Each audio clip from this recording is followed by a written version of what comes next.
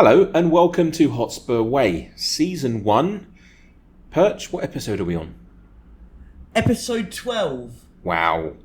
And it's just us. Ross can't be here today, unfortunately. He really felt bad that he predicted a fence-sitting result, and so he decided not to be here.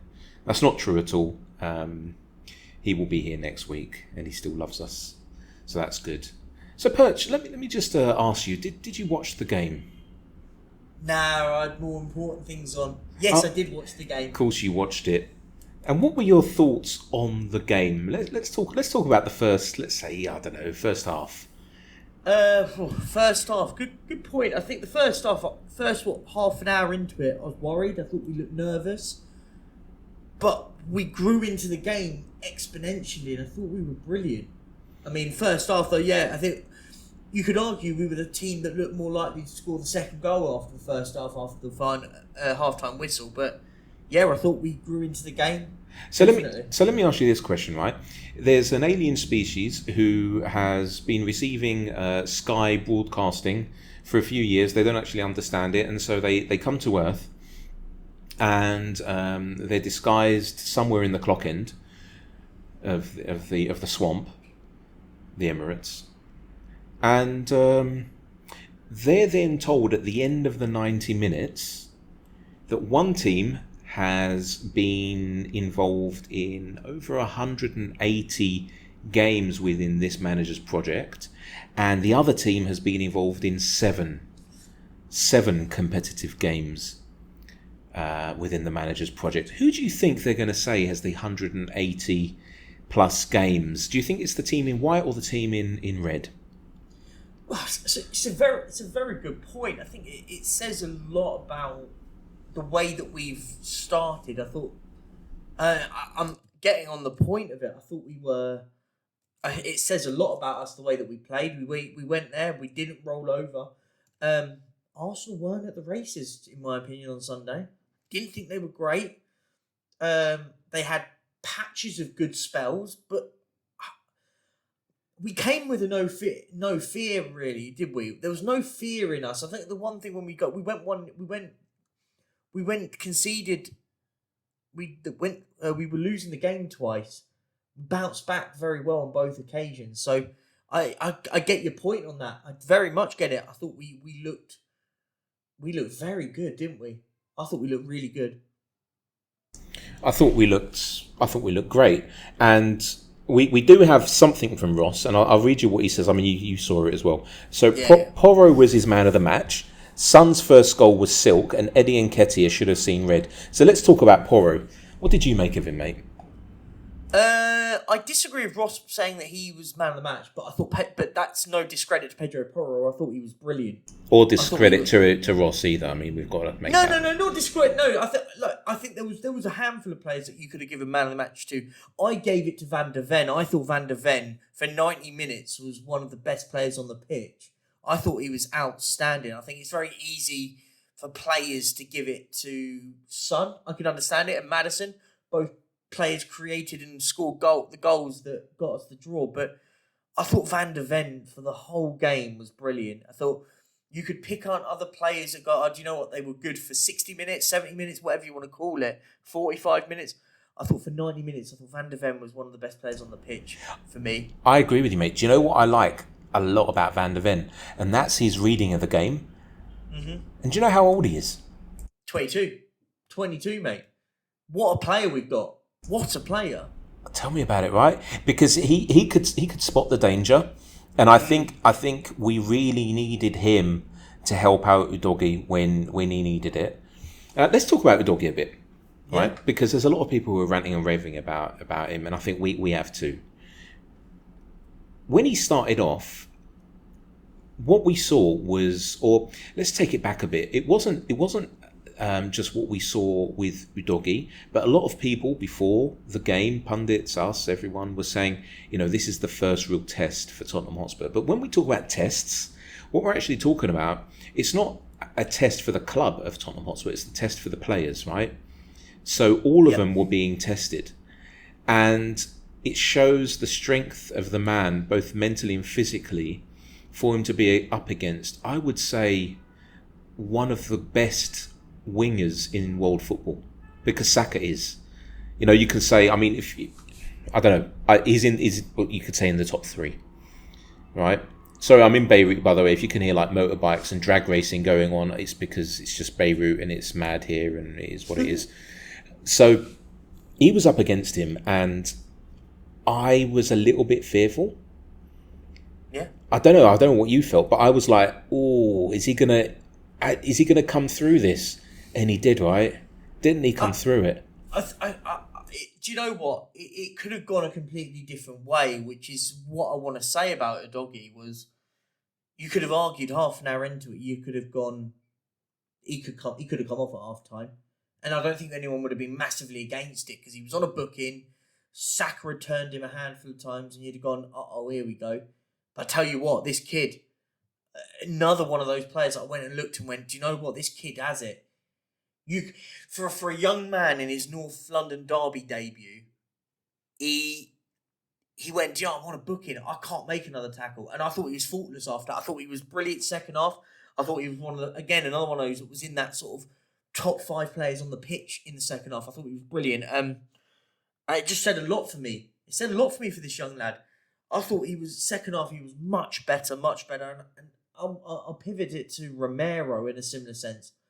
I thought first half an hour, I thought he was rash. He was the Romero we saw last season. After that, again, calmed down a lot. And do you know what? The one thing, I said it on my stream about this, on my video about this, and I just said, it was like when we went 1-0 down, where we've seen before with Tottenham is heads drop. And you expect the second to go in when we go 1-0 down at the Emirates. It just feels inevitable. First time I've seen Tottenham for a very, very long time galvanise. We kind of went, do you know what, guys? We've got nothing to lose now. We're 1-0 down at the Emirates. Everyone expects us to lose. Let's just go out there. And we played with a lack of fear in that after when we went 1-0 down. I think the fear of the game dropped and it went, do you know what? It's just a normal game. Let's do our thing. And we grew and grew. And as I said to you, by half time, we were the team that were going, do you know what? We don't want half time now. Arsenal were begging for half time, but when they were getting to that, we were at that stage going, no. We want to play 10 more minutes because we can take the lead because we look the better team. And I think that was a big difference. A big shift happened when they went 1-0 up. Definitely. And let's talk about that Romero penalty. So I'll tell you how and where I stand on it.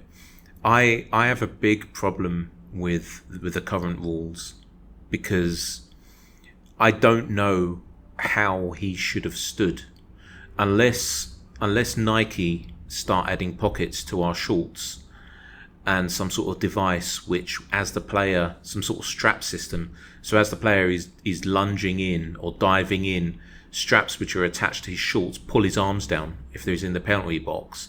I don't know how else or where else his arms are supposed to go. You know, it's a game of limbs, especially if you're diving all over the place. You have arms which are there to balance you out.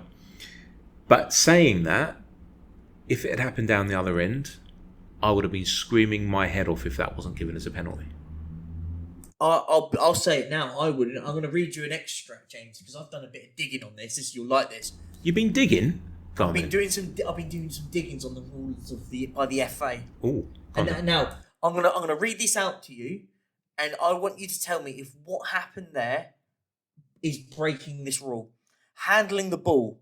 For the purpose of determining handball offences, the upper boundary of the arm is the line from the bottom of the armpit.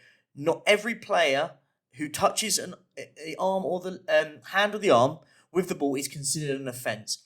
It is an offence if a player deliberately touches the ball with their hand or arm, for example, moving said hand or arm towards the ball. Romero didn't do that. He was moving it away from the ball. One second. No, I need to ask you something. Is this an actual law? Is this one of the laws of the game? This is on the FA's website. I extracted it. Don't worry. The other point is moves the ball towards them. Touches the ball with their hand when it is made a body from an unnaturally bigger. A player is considered to have made their body unnaturally bigger when the position of the hand arm is not of consequence of justifiable by the player's body movement this for the specific situation by having their arm in the position the player is taking a risk or by the ball is being penalised. So what implies by that? That's the letter of the law. This is the letter of the law, word by word. What in that suggesting is that one, was Romero's arm in an unnatural position? No, because he's lunging to block the ball. Point two did he move his arm in line of the ball? No, he didn't. He was moving it away from it. So the fact is by the letter of the law that shouldn't be given as handball. And let's be frank and honest. I said this, by the way. I said this, and I stand by it. I think the rules are awful. The refereeing's awful, and VAR is awful. Don't care. Anyone can argue me. I'll stand by it. I think the refereeing is horrendous in this country. The second point would be, if I was every single manager, every 20 managers in the Premier League will be sitting in the dressing rooms now going, guys, if you can't get a shot on goal, aim for a hand, because it's a penalty. If that's given as a penalty, then every time I expect our players, if they can't get a shot on, kick a ball at an arm and go, that's a penalty. If that's given as a penalty, because it's ridiculous, right? That's mental. That I think if that happens on anywhere else on the pitch, nothing gets done about it. It's move on, we get on with it, right? Move on with it. It's ridiculous. You're gifting, let's be honest, a guaranteed goal for a player that's arm is in a natural position trying to block a ball. It's like gifting gold to somebody who's done nothing. Like if Romero had gone there and deliberately blocked it, if that was the case, then he should be sent off for deliberately handballing a goal scoring opportunity. But he wasn't. He wasn't even booked. It's just silly. Players are now meant to play without arms now. It's madness. So what you've done is you've actually read the laws of the professional game, right? That's what you've done. Yeah. And we've also proven that the refs don't know the rules or the laws. We'll call them laws. I think that's what they're supposed to be called. And it also looks like the other bennies who are sat in that VAR room don't also know the laws either. Because so I watched it on beIN, right? And you had Keys and Gray. Remember Keys and Gray from Sky? They're on beIN right now, and they were adamant. Yep, it should have 100%. Was it a penalty? They normally read out the laws, and this one they didn't. They also were adamant, or Keys was, that Romero should have been sent off.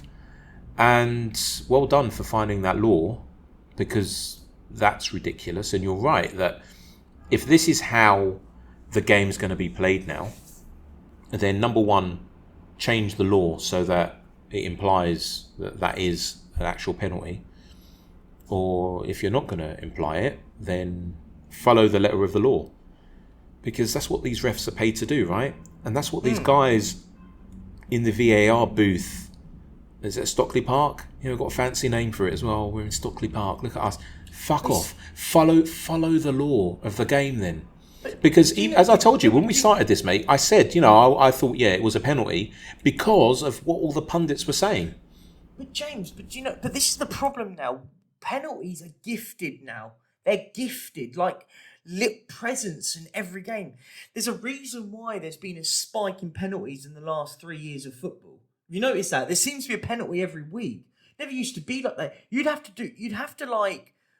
If a handball, you would have to have literally handballed it intentionally to stop it for it to be a handball in the box. Now, if the ball brushes your arm hair, it's a penalty. It's like, it's ridiculous. Like, the laws of the game are made now to a point where everything is microanalyzed. Another thing when you talk about VAR is a great point I wanted to make on. Have you noticed that everything's done in slow motion or stills? No, play the whole thing. Play the whole clip, and then what they need to be doing is playing the whole segment of play. So the ball comes in from a corner, if I'm right in saying where it comes from. Play the whole segment of play. Justify. Bear in mind, there's tons of players in the box. Let's make it a bit more football subjective anyway. If we're going to get to a stage where if a ball hits any part of a hand, it's a foul, then fine. Okay, in fact, I don't agree with it, but then let's stick with that. If it hits the hand, it hits the hand, and if it hits the arm, it's considered handball. It's just silly now. I tell you what. By the way, did they not build up to the play where Maddison gets pushed in the box? By the way, I was about to say that. So imagine if that hadn't have hit Romero's hand, and that had gone in. I've got a feeling that VAR would have disallowed the goal. Probably. Because you know that's what they're like, right? They seem to try and find any reason to disallow a goal, which is quite weird. I've got to say this, right? It's quite weird because you have just read out a law which points to the fact that that wasn't a penalty, but for some reason the refs are doing everything in their power to give penalties, which would seem like what they're trying to do is make the game a bit more entertaining and a bit more ooh-ah. You know, we're going to try and give away a penalty. But then when it comes to an actual goal, they try and do everything in their power to do the opposite. So, no, let's not give a goal. So either we've got two bosses, two captains, one going one way and one going the other, and they're trying to say, well, let's meet in the middle, or what I think is more realistic, they actually have no idea what they're doing, which is a shame. Do you know what it is? It's not that they don't know what they're doing. What they're doing is and listen, this is me with my tin hat on here now. I feel there's a systematic way to make sure VAR, and you're right, by the way, they'd have probably VAR'd the push on Maddison. Like, by the way, I don't think that's a foul. If that's given as a foul, it's equally as embarrassing. My point being is if one's checked, why is the other not? Why is the whole thing not evaluated? It's not. It should be evaluated as a collective, not as an individual incident. But the point being is, you're right. If that goes in from the corner, they check the Maddison one and disallow it. They're disallowing goals for just stupid things. And I think they're doing that to go, do you know what? That's why VAR's in charge. No, it's not. There's a referee on the pitch. If that's the case, then get rid of the referee, get rid of the linesman, and have someone sat in a box near Heathrow, to referee the game from a computer screen. It's stupid. The referees have a job. Let them do their job. The referee didn't think it was handball, by the way. The game carried on. The ref didn't think it was handball. But this is the point. Referees now equally a part of it, because what's happened now is what VAR's done. It's given the referees to not make any important decisions anymore. The ref doesn't need to make any decision. It's okay, I'll just get saved by a couple of blokes sat in a box in Heathrow. And this is where I get what really does wind me up with VAR. And I don't care if that's all we talk about. It is ruining the game. Football's a simple game ruined by people that want to micro-analyse it now.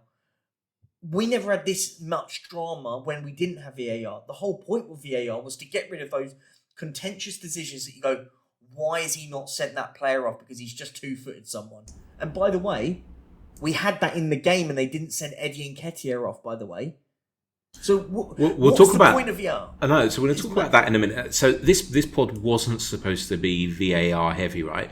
But as you've been talking, I learnt my lesson from last week's pod when I listened back to it, and instead of muting myself, you could just hear me like typing away. So I have gone over, and this is really, it's quite embarrassing. I've gone over to the, not for me, but for what you're about to hear, the International Football Association Board, so IFAB.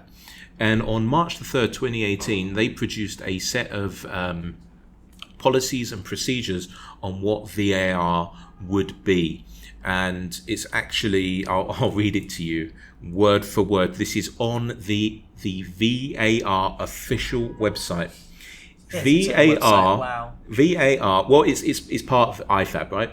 It's operating under the philosophy of, and then they even highlight what I'm about to, these two words, minimum interference and then maximum benefit.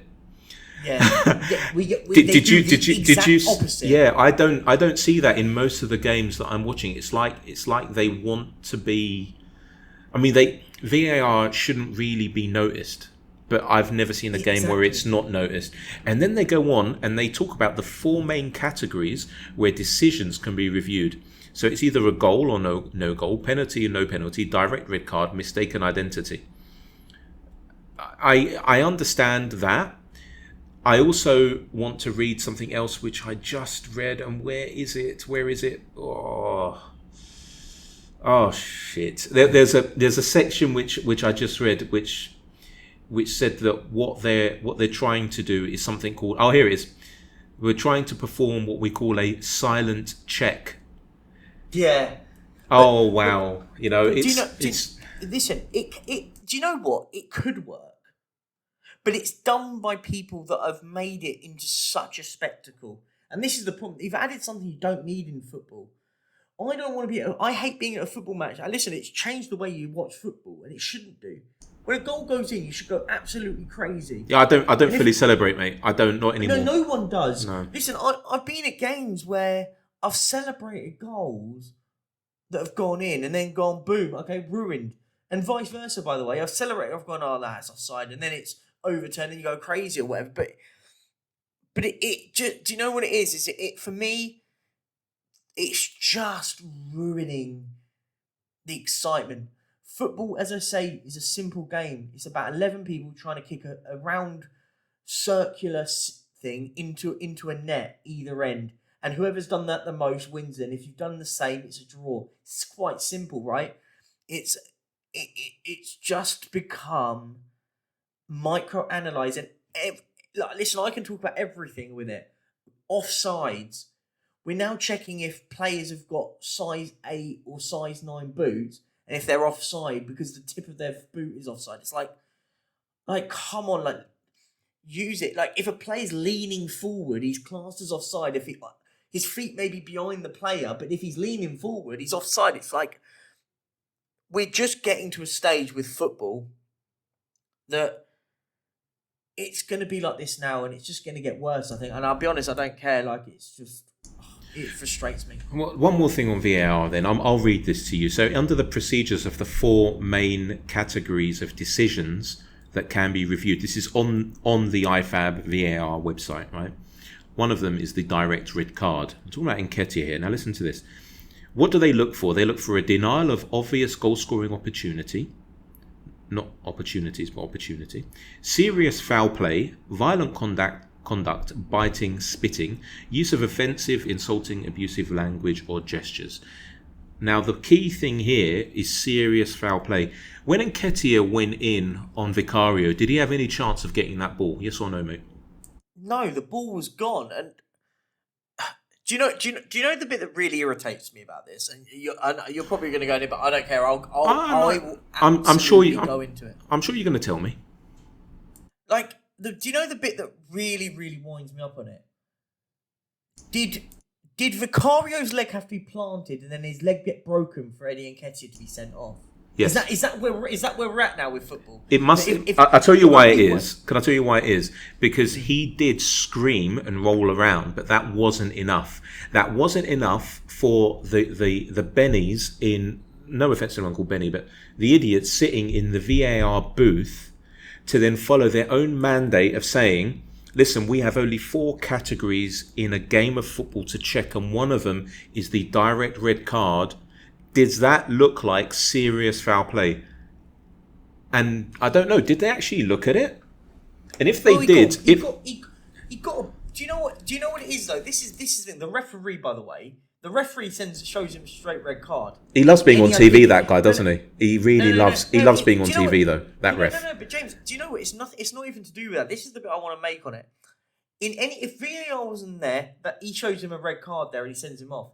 What they're doing now, and what I've noticed, is he shows him a yellow card, and this is it. He shows him a yellow card because he waits for someone in his ear to go, that's a red card.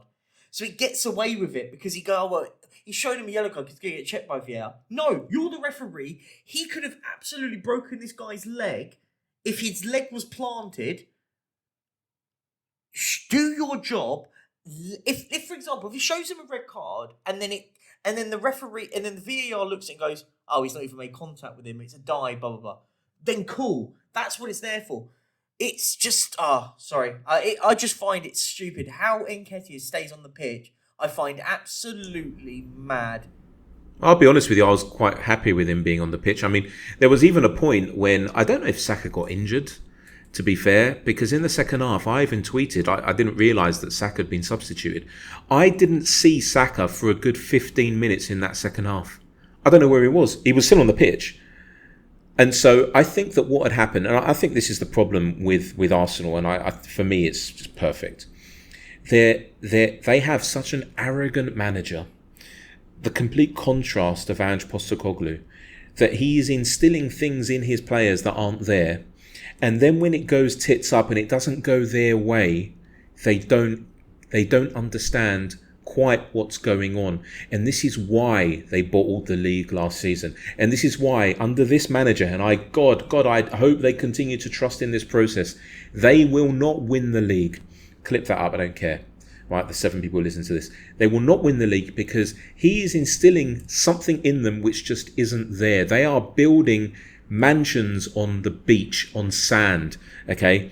And what I could see throughout that game, and I've got I'm a bit older than you, 44 now, and it's taken quite a bit of time for me to mature and see certain things as they are, is that when things don't go their way, they don't know what to do.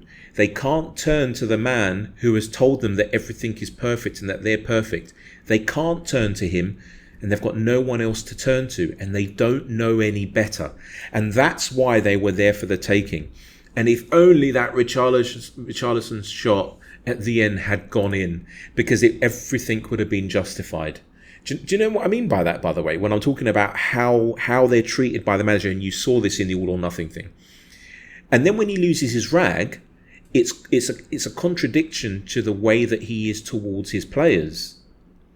And so then there's a lack of respect for him bubbling beneath the surface. And this is why, as I said before, I hope that he stays there for many, many years. Because I tell you what, we have had seven competitive games under Ange Postecoglou, and they've had 180 plus under Mikel Arteta. And the difference is stark. It's so obvious which team is on the up. And remember, this is a team that came 8th, that were being pushed aside by everyone. We don't have the players, we don't have this, we don't have that.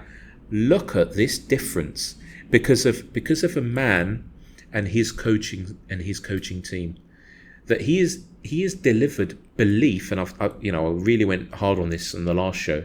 He has delivered belief to these players, but he's built it on various foundations. It's not on just words. It's not on just, I want you to be great and this is a light bulb and blah, blah, blah. It's nothing to do with that. It's the way that this guy has done it. And Mikel Arteta is showing his immaturity. And unless he really does tumble and learn from that, he will never be a great manager. He'll be, as Ross calls him, a Lidl's Pep. Let's talk about Sons. Do you want to? No, I just want to say that I agree with you. I do agree with you. I think. Listen, I'm not one of these. I think he's a good manager, but he's a good manager that. 1 minute. Do you believe that he's a good manager in the Ten Hag is a good manager category? As if so, that means who's better? Would you prefer Arteta or would you prefer Ten Hag? I'd rather neither. Is that you have to choose. You have to choose one or the other. Oh God, I mean that's horrible, isn't it? I mean, let's be honest though.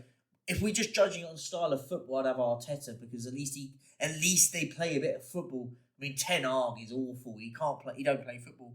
I've kind of flip-flopped on that one, but I think some of his football's absolutely awful. So let me ask you this question.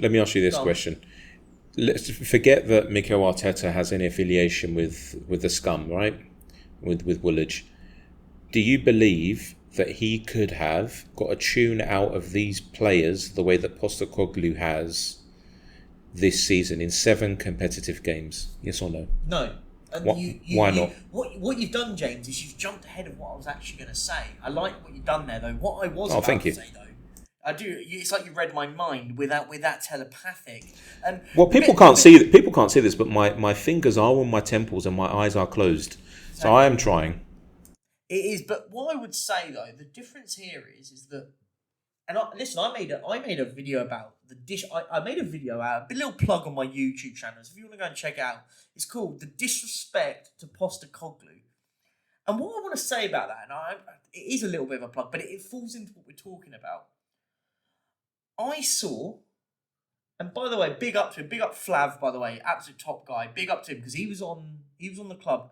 And there was a video that came out, and I watched it, and I was absolutely disgusted. What do you mean he was on the club in the what? He was on the what? No, he was with the club, which is like the lads of the YouTube guys that do it, the watch-alongs and stuff.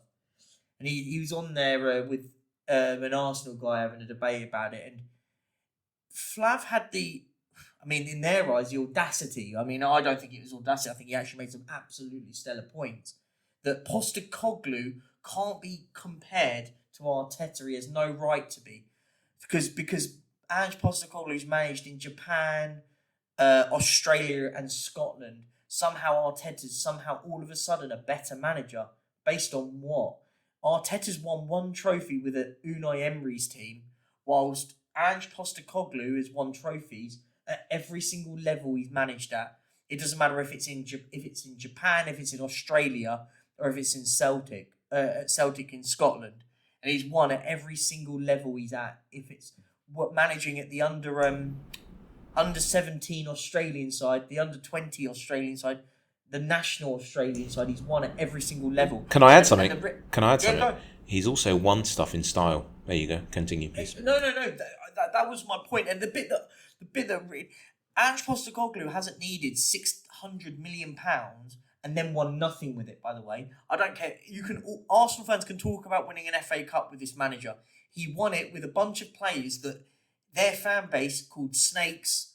Every name under the sun they called them. That you guys are all mercenaries. All this, the Aubameyangs, the Lacazettes, the Ozils, the Kolasinac's, the Mustafis, the Socrates. I could list loads more. The Permerters, the Petr Cechs and all this lot. All these lads, and since spending £600 million on this, what they want to call amazing squad, managed to get a draw. Where, by the way, we were all getting told, by the way, that we were getting absolutely battered. 5-6-1s, 5-2s, 4-0s. Spurs turned up on your back door, your manor, and outplayed you for the majority of the game. Yeah, I'll give you the first half an hour, but apart from that, I thought we were the better team. And it just winds me up, this narrative that nobody watches football outside the Premier League nowadays. If you support a team in the Premier League, it's like it's the be-all and end-all. the greatest league in the world. No, there's other good leagues in this world. And I just think the disrespect that goes on to a manager that has earned his right, not given his right in the Premier League. There's the difference. Arteta was given it. Would Arteta win the league with Brisbane Roar in Australia? No, absolutely not. Would he win the J League with the Yokohama Marinos?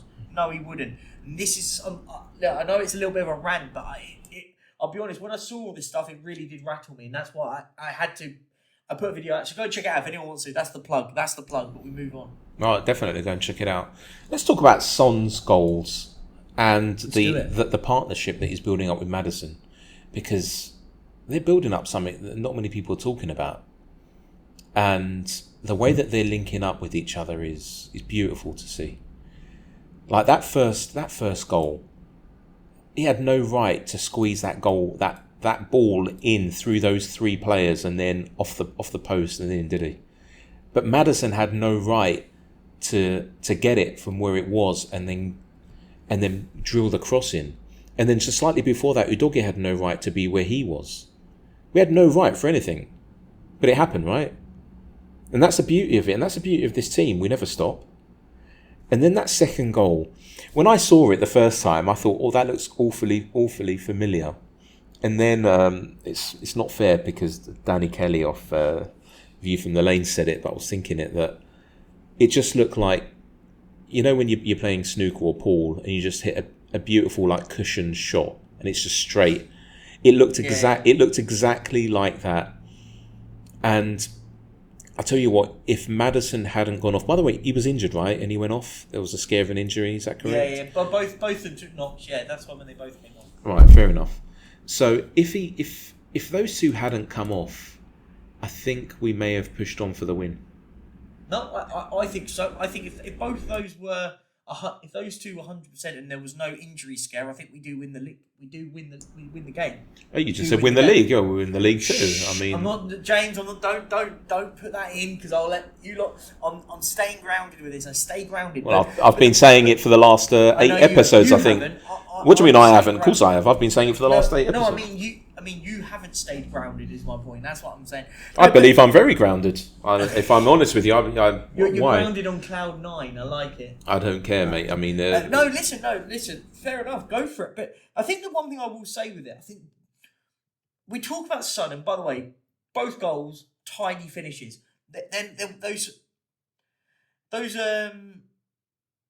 those finishes are brilliant. By the way, brilliant. Were you going to say something else? It sounded like you were thinking about saying something else. What I was going to say is actually the finishes are brilliant, but James Maddison makes both those goals. It's not a bit, and the difference is it's not a bit of magic. What it is hard work, and that's the difference, right? Look, we talk about James Maddison's beauty in the way that he plays. His passing is amazing. Both goals are then him pressing Saka for the first one, pressing Jorginho for the second one. So for me, that for me was so good to see. Mate, I just love the way that we went to their swamp. We had Paul Merson. In fact, maybe you can tell everyone what Paul Merson said. Do you have it there? Did you hear what he said before the game? Yeah, I don't listen to a word this man says. He hasn't got a clue out. So there's two things that we need to look at. Do me a favour while I'm waffling. Can you actually find the Paul Merson quotes for me? Because if I start typing, I'll have everyone writing in saying, "Oh, he stopped typing." So yeah. Oh, can hear you typing now. What I think that, or where we've gone wrong, and maybe it's been like this for years, is I thought that pundits were supposed to be people who knew more than the viewers. I'm pretty sure that if you were to take these aliens that came to watch the game, the ones that we talked about at the beginning of the pod, and we asked them to give a review on the game, they would have a more succinct, a more professional approach to being a pundit than that clown would. And have you found his comments? I have. I'll read it out. The comments he made. He said, "I do not know if Spurs could live with Arsenal. They will get blown away." That was his comments. Who did I think it was us doing the blowing, wasn't it? Does he mean like blown, like, you know, by Sharon or Karen, where the bike sheds are? Is that what he's talking about? Mm-hmm. Or is he talking about another type of blow? I don't know. I mean, he couldn't be talking about football. He couldn't be. Because you know, as a pundit, surely he has seen Tottenham Hotspur play. I mean, he came up with a stupid comment before the season started, where he said Spurs won't finish in the top half of the season. That clearly means that he doesn't have a clue of who Ange Postecoglou is. He doesn't have a clue on what players play for Tottenham Hotspur. He doesn't think that Spurs are a big club, but Spurs are a massive club. I'm not just saying that because I support them. Just like Manchester United, Liverpool, these are huge institutions. Even Arsenal. God, I hate to say it, but it's true. Chelsea, Manchester City are not big clubs yet. They don't have legacy. What they have is a lot of money and cheat code because they've bought the league. But I tell you what, take that away and let's see heritage come through over the next 50, 60 years. If it continues, and I don't know where you draw the line, then you can say that they're also big clubs. But let me ask a question about our good old mate Maurizio. When do we play him? Sometime in November, right? 6th of November, my friend. Do you believe that he's going to be there for us to boo him? I would never boo him. I'd be amazed if he's still in a job by then. That's what I mean. Do you believe that? So do you believe that he'll still be there? I'm not one to condone booing, but I'm not going to be. I would never be one of these fans that sits there and applauds this guy. Screw him. He's manager of Chelsea now. I wouldn't do any of that. Listen, he made his bed, mate. He made his bed. No, listen. Lie in it, you know. Listen. Do you know what? I'll say it. I don't care. Listen, if I want him to be I want him still at Chelsea so we can sack him. I want us to be the team that sacks him. I think it would be brilliant. Poetic justice. I'd love him to get sacked from Chelsea because he got battered by Ange Postecoglou. So this isn't supposed to be a Chelsea podcast, but what was interesting is I spoke to, I wouldn't call them mates, but people that I speak to who are Chelsea fans, and what they said to me is that they used to love the way that Tottenham played up until like 2019, and they said something happened to him in 2019, and these are people, they're in their 50s, two of them, they're in their 50s, and they're not like mad Chelsea fans in which, you know, it doesn't matter what logic is thrown at them, they won't like disown it. They see the game as it is, and they'll speak their mind. And what they said is that, you know, we were watching Spurs in 2019, and sure, you hadn't had certain signings and whatever, but we're seeing the same tactics that Maurizio had at Spurs in 2019 and we're not seeing the Maurizio Pochettino of 2014 up until 2018. And I find that really interesting because, trust me, I really wanted Poch back. I didn't. I know you didn't. I remember. I know you didn't. As soon as though we heard about Postecoglou, because this might sound a bit weird. I had kept not tags. That'd be funny, wouldn't it? I kept tabs on Ange when he went to Celtic. I mean, I knew about him when he was the Australia national manager. Then, sort of when he went to Japan, I lost. I wasn't really following his career. But the reason why I remember him as the Australia national manager was because he has the same surname as someone who I know who's from Greece. And there's like a running joke with a lot of Cypriot and Greek Arsenal fans, like they call him the Turkish manager, because the Oglu bit in his name is also used by a lot of Turkish people. Right, I won't go into history, but Turkey used to be Greece and blah blah blah, and there's an old history there, and so that's the reason. And so when he was at Celtic, I was like, wow, look at this, a Greek guy. I mean, yeah, he's Australian. He went there when he was 5, but I want to see what he does there. And I started following him from there.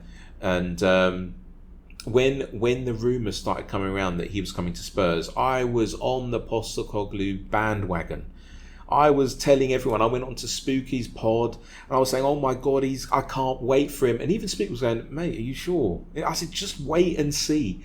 Wait and see what this guy can do. Because just the way that he talks, you want to play for him. You want to die for him.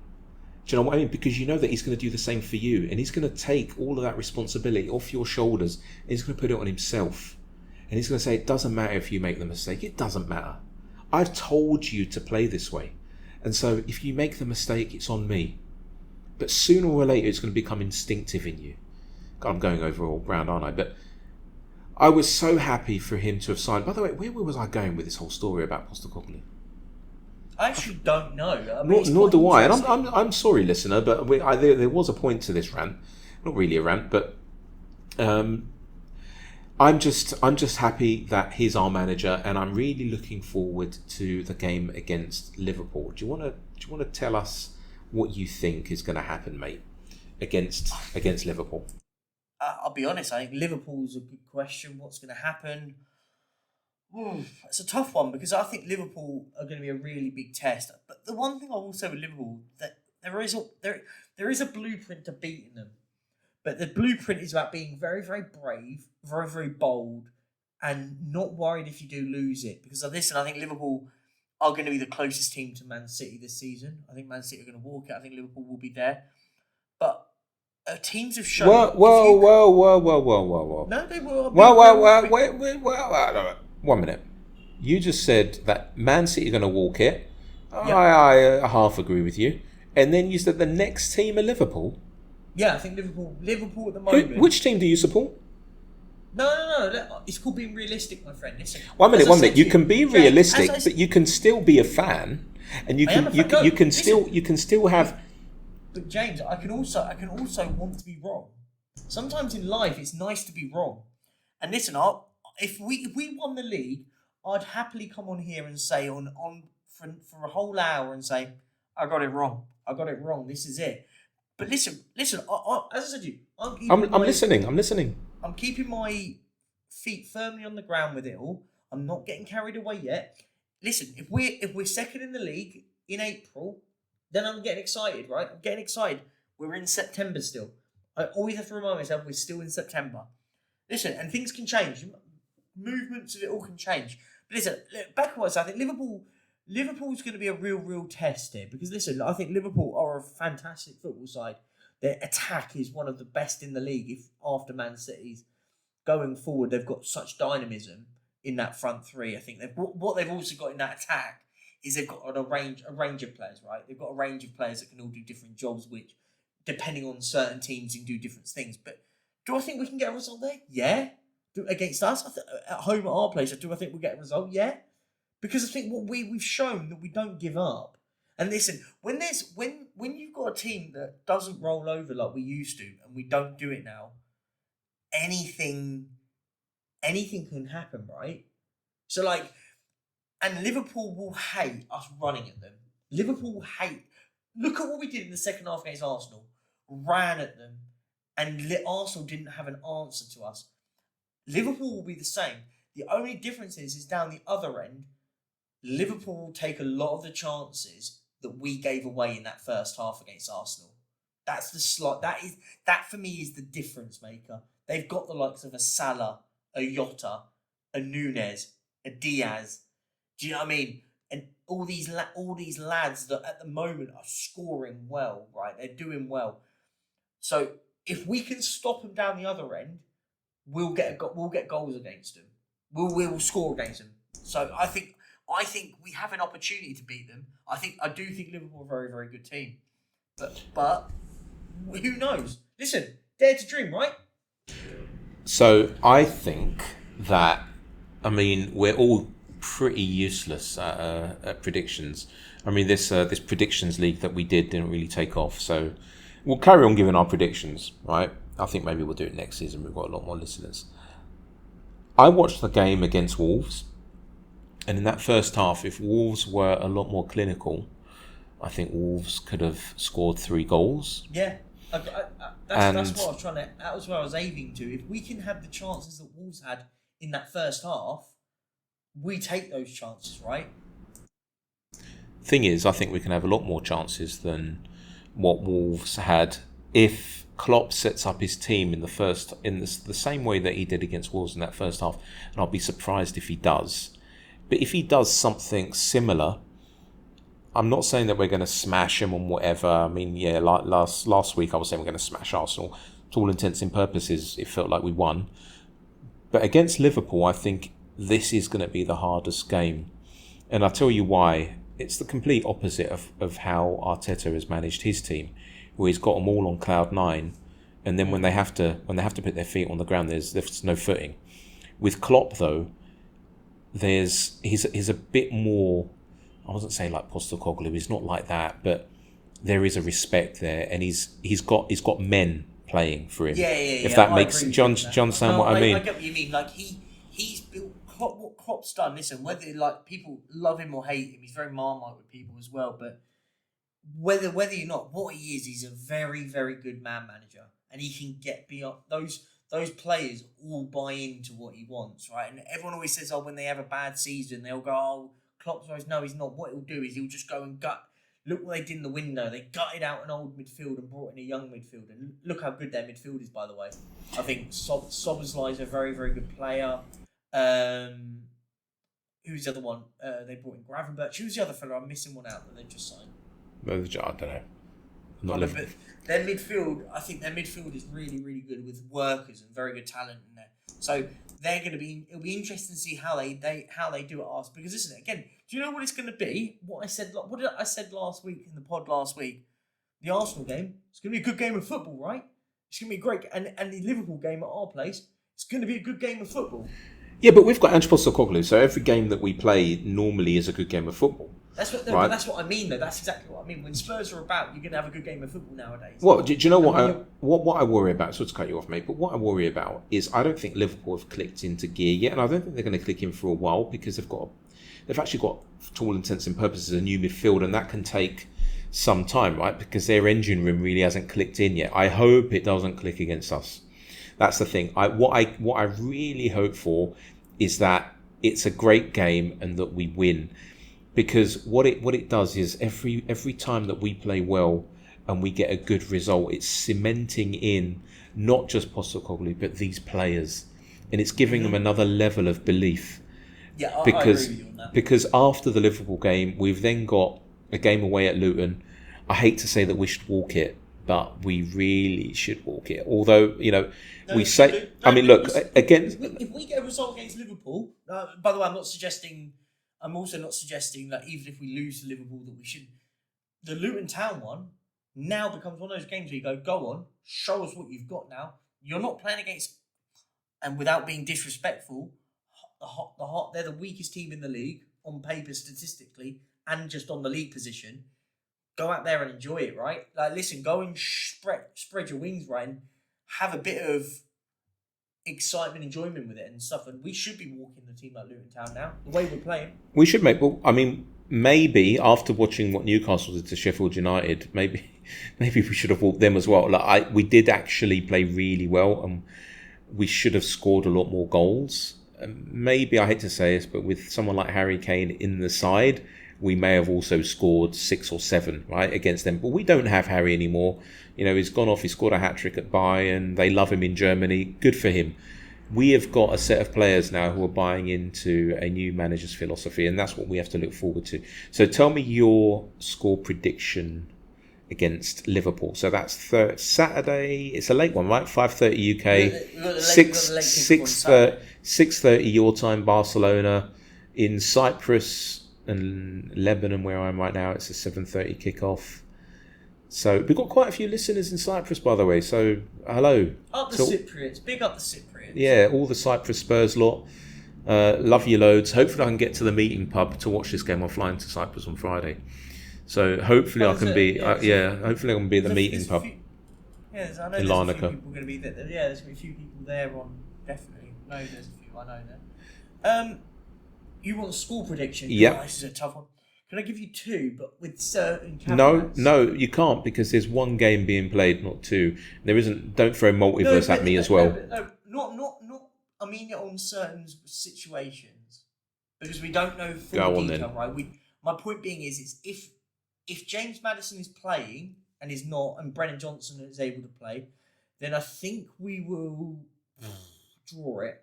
I think we'll get a good result. I think it'll be another 2-2. We love this result. I kind of want to try and go 3-2 and just be a bit bold, shall I? I think you should. I'm going to go 3-2 then. 3-2 if we've got no injury problems in the likes of James Maddison specifically. Without Maddison, I can't see us winning the game.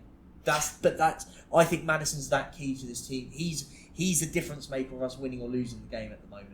Well, you're the ITK out of the three of us. Tell us, is there any latest news on Maddison or Son or Brennan Johnson? I think with Maddison, the main one, Johnson, I don't think will be able to play. Listen, that's nothing to do with in the know. I'm not in the know. Stop spreading this rumor. But on a serious level, I think from what I've read is that Maddison had scans yesterday, but the club aren't worried massively. I think, do you know what? The one thing that benefits us, and I'm not sitting there saying that it was the right thing for it to happen. It was a good thing for it to happen, but we're not playing in the Carabao Cup today or tomorrow, right? Yeah, it is. Listen, it's helpful. We've now got a week off, so the likes of Maddison can recover. Listen, by the way, I still stand by not being in that tournament is not a good thing, but not being knocked out early wasn't a good thing. But what it does allow us, it allows the likes of Son to have a couple of days off from training if he's got a niggle. It allows the likes of Johnson to recover properly. Maddison doesn't have to rush back in and play another game or sit on the bench and then be strapped up or with injections or with this, that and the other, whatever it is. So I think the benefits for us is it allows us a good recovery time. The likes of Liverpool are playing tomorrow or today, I can't remember, I think maybe tomorrow. So they've got to play a game and stuff. So, and I assume they'll rest a lot of players anyway, but that's the only difference thing at the moment with it. But listen, without Maddison though, I do worry against that Liverpool side, because I think the worrying is you looked at the difference when Maddison and Son came off the pitch, and then he brought Richarlison and Højbjerg on. We didn't really have anything much. Well, like the momentum swung back to Arsenal for the last sort of 10 or 15 minutes. Ironically, we had the better chance in the end because Richarlison probably should have won the game. But you could tell that there was a massive tone difference. It changed the momentum, went back to them because we didn't have James Maddison. I think of him that highly that he can be the difference if we win the game or not. Mate, he's one of our best players. He's one of the best. He's a game changer. He's a game changer, you know. And we spoke about this before when it was like, what does it mean to support Tottenham Hotspur? And we've had throughout the years. We'll talk about sort of recent history, even past Gascoigne. We've had Ginola, we've had Gareth Bale. I've got to mention him. We've had Mickey Hazard. Mickey listens to the show, and one day, well, hopefully, will be on if he ever replies to me. that would be great. We've had these game changing players like Van der Vaart as well, and now we've got Madders. And the thing that I like most about him, and you could say that he's playing up to the social hype and whatever, because he's always on Instagram posting about Spurs and getting his family involved. The guy's bought in. He's bought in. He's fully coys, and he knows that we love him, and he loves us too. And he is one of our best players, and we have to try and keep him wrapped in cotton wool, because he does have a tendency to get injured quite a bit. I remember at Leicester. I don't remember him in his Coventry days or even Norwich days, to be honest with you. When he was at Coventry, I saw it a few games of him and I went, this kid's going to be good. And then I was like, go and get him now. Go and get this kid in and develop him. And then he went to Norwich and went, go and get this kid. And then he went to Leicester and we ain't getting him. And then Leicester get relegated and then we get him. And so I'm still amazed that we were the team that got him, by the way. But how grateful I am, because what a football player. What a player. He is, mate. Hopefully he's going to be fit. And if he is, then I think that we're going to win. I think it'll be quite a high scoring game. It could. I don't think it's going to be a 2-1 or 1-0 or even a 2-2. It could be a 3-2. It even could be a 4-3. It could be one of these games where, to use a boxing analogy again, and the last one was terrible, and I do apologise for that, but it could be one of these where just two heavyweights just going at it. A bit of a basketball game. It's like, all right, you've scored, we're going to go now. And then we've scored, and it's like, no, we're going to go and score again. It could be one of those games. And also what I think might happen is that in the first half, we might, and I'm talking like about this being the Liverpool that played against Wolves, if they are like that, we could get 1 or 2 goals in the first half. I don't know if we have the players to kill off the game massively, which will then allow them to come back in the second half, and it might be a ding dong of a second half, mate. Do you know what I mean? No, I agree. I think this is one of those games where we normally seem to peak in the second half. You're right. I think it's one of those. If you allow Liverpool, what you have to be with Liverpool, you have to be perfect to beat them, right? Doesn't matter how good they are and stuff and whatever.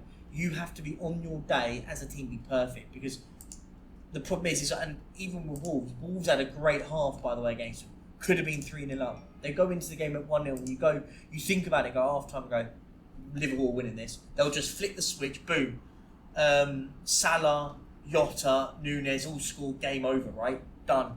Like, they did it. West Ham's an example. West Ham equalised 1-1. You go, West Ham are in this game now. Boom. Another 2 goals, boom, game over. And it's Liverpool are that football team that, when they need to, very much like City, they're not as good as City, very much like City, where if they need to, they'll just flick the switch and boom, they will destroy you. The difference is with us, we're not Wolves, we're not West Ham, we're Tottenham Hotspur, and at the moment we're playing brilliantly. So they'll be looking at us going, Liverpool will be looking at us going, I'm worried about Tottenham right now. I'd worry, like, for example, when other teams like, again, I'm not trying to be disrespectful. You Wolves, you go, do you know what? Like, they might start well, but we have the capabilities to win the game of football. If we don't, there's an inquest while we've not won the game of football. Looking at Tottenham, they'll be looking at Tottenham now going, yeah, I'm a little bit worried about Spurs, because Spurs, if they turn up like they have done all season, they can be a good game of football, and they'll come at us and show us and give it all. Listen, I think people will take notice of us if we beat Liverpool, by the way. If we beat Liverpool at home, everyone takes notice of Tottenham Hotspur this season, because it's 2 games everyone said we're going to get battered by, and we could turn up on it on the day. But people have started to take notice of us now, like even in Lebanon, where football, I mean, it's big. Premier League is big here. Let's not lie about it. But but teams like, I mean, they will always follow teams like Liverpool and Manchester United, and countries like Lebanon, there's always a lot of glory hunters, because the teams that are shown here are normally the teams that are in the Champions League and whatever. So it's not their fault, right? But but people now are talking about Tottenham Hotspur, and it's really funny listening to some Lebanese people say Tottenham Hotspur, because they talk like Aussie idealists. It's Tottenham. Even my wife, when I've tried to say to her, just you don't pronounce the EN, it's Tottenham. And it's like, no. She says, look, and she's trying to spell it out to me. It's Tottenham. And it's like, okay, whatever. So people are taking notice. By the way, as you've been talking, I went on to eticketing.co.uk/Tottenham Hotspur. Because I'm flying to Cyprus on Friday night, I thought, could I cheekily get a flight go via White Hart Lane? I like it. Well, fly over, let's say, I land at 8 o'clock in Cyprus on Friday night. I thought, if there's any availability, before I check, let's go and check some seating. I found one ticket. Guess how much? I am shocked. And I want to start protesting. And I'm a One Hotspur Plus member. Oh wait, hang on. This must be the 120 quid ticket, right? Is it? 449 British pounds for one ticket. On the e-ticketing site, it's the only available seat. It's section premium seats. I don't know, section 307. Yeah, I know. No, these are. These are. By the way, if you ever get the opportunity, I tell you, I got gift one of these by someone in there. They're basically in. These are like the posh. This is like the posh bit. You get your dinner before. Well, you don't sit down and dinner. There's like loads of food. Alcohol's free in there. Oh, it's good in there. They're the posh bits. I've done it once. I've got a friend of mine at a company that had those. They were meant to take clients and they just didn't want them, and they were like, "Oh, 2 spares. Do you want them?" I was like, I was the first one they came to, knowing I was a Spurs fan. I was like, "Do you want them?" It's like, "Yeah." Just sent them to me sent them over by email. And boom, job done. And then but they're tiny. They're expensive ones. They are though. Look, I could afford it, but I can't justify it. No, I can't justify, because also for me to get to the UK from Cyprus will cost, and stay in an Airbnb. You're going the other direction, aren't you? Right? What do you mean? No. I'm Lebanon to. So you're going west, but Lebanon. You wouldn't go to London then come back. It's going the wrong way as well, right? Yeah, obviously I'll go to Cyprus first. I got the ticket, but then it would cost me with an Airbnb maybe, I don't know, 500-600 quid. Yeah. To go to England, and then if the ticket was 100, I would have bought it. Even 150, I would have said, "Fuck it, I'm gonna get it." But 449 pounds for a ticket, I can't even if they give me caviar spread across 3 naked birds, I can't justify it. I can't. It's too much money to. No, where's Anthula? Where are you? Let's start a protest. Right, there's something you want to tell the listeners to do. I'm not going to remind you what it is. What do you think it is that you have to remind the listeners to do? I'll be honest, I've forgotten. Oh, for fuck's sake. So this is Perchy talking. If you like this podcast, then please tell your friends about it. And it doesn't matter what podcast platform you're listening to. Please can you, Perchy, finish the sentence? Please can you watch us, share us. No. There's no watching. There's no. This isn't. Doing the watching. There isn't. Yeah, because you like doing these YouTube things, right? I mean, one day we'll do it. We've got a TikTok account now, and we'll clip some stuff up. No, you're not going to watch us. You're going to listen to us. And when they listen to us, what is it you would like them to do? Get your questions in. No, I mean, yes, get your questions in. It's not a problem, and the website's launching next week.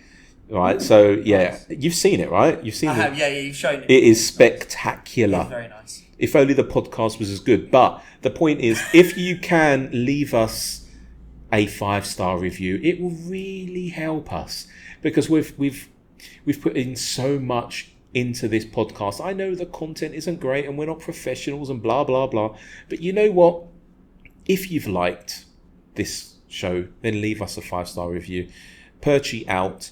Say goodbye, James. Bye, James. And Coys. Listen, guys, listen. Yeah, thank you very much. It was good. I like this one. Hold on, we're still recording. I know. That's what I'm saying. I like this podcast. You're still talking to the listeners. Hi, guys. Bye, guys. I love it. Oh, that was good.